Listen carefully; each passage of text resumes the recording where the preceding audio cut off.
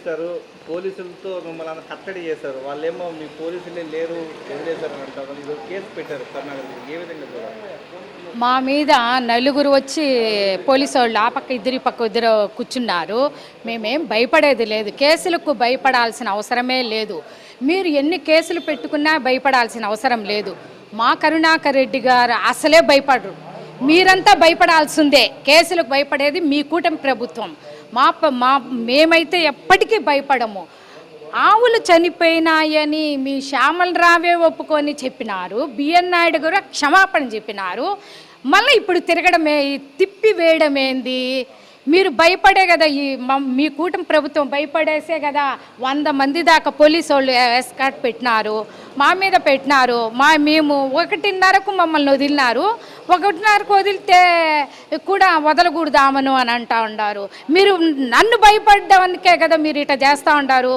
ఈ కూటమి ప్రభుత్వం ఎప్పుడు భయభ్రాంతులతోనే ఉంది. ఎందుకంటే వాళ్ళ పైన కొండపైన జరగడం అన్నీ ఇదే.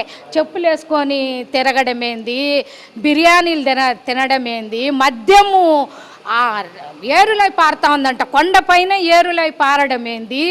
ఇవన్నీ చూస్తే మీకు ఏమనిపిస్తుంది? కూటమి ప్రభుత్వానికి బిఎన్ నాయుడుకు అసలే ఏమీ తెలియని వాళ్ళని ఎత్తుకొని పోయి చైర్మన్ పదవిలో కూర్చోబెట్టినారు. శ్యామలరావు నిజంగానే ఒప్పుకున్నప్పుడు, మీరంతా ఒప్పుకున్నప్పుడు మీరు మళ్ళీ ఇప్పుడు తిరగదిప్పి మాట్లాడడం ఏందో మాకు అర్థం కావడం లేదు. సమంజసమే కాదు మీది. చంద్రబాబు నాయుడు గారు ముందు కొండ మీద ఏమి జరుగుతోంది, ఏమి అనేది ఒక్కటన్నా మీరు తెలుసుకున్నారా? తెలుసుకోవడమే లేదు. ఏదో కుర్చీలో కూర్చున్నామా, అనుభవించినామా ఈ సీఎం పదవి అనేసి చూస్తున్నారు. ఇంకపోతే పవన్ కళ్యాణ్ నా సనాతన ధర్మం అంటాడు, ఏమి చేయలేకపోతే ఈరోజు వస్తారంటే ఏం చేస్తారు పవన్ కళ్యాణ్ గారు అనేది మేము కూడా చూడాలా. పవన్ కళ్యాణ్ గారు మీరు ఎవరు ఏమన్నా అనండి, మా కరుణాకర్ రెడ్డి అన్నా ఎవరికి భయపడరు, మీ ప్రభుత్వానికే భయపడరు. ముందుండి ఏదైనా కార్యక్రమం చేసే దాంట్లో మా అన్న ఫస్ట్. మేమంతా కూడా అన్న వెనకాల ఉండి ఉంటాం. కానీ మీరు ఎన్ని కేసులైనా పెట్టుకోండి, ఏమైనా చేసుకోండి.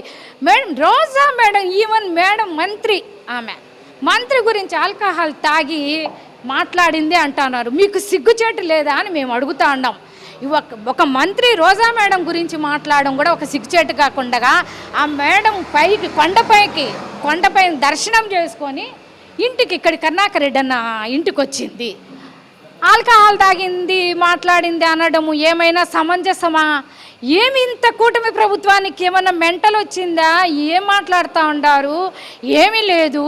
ఏమి అనేది మీకు అర్థం కాకుండానే అందరి మీద కేసులు పెట్టుకొని పోవడం, హౌస్ అరెస్ట్ చేయడము ఏంది సబసమే కాదు.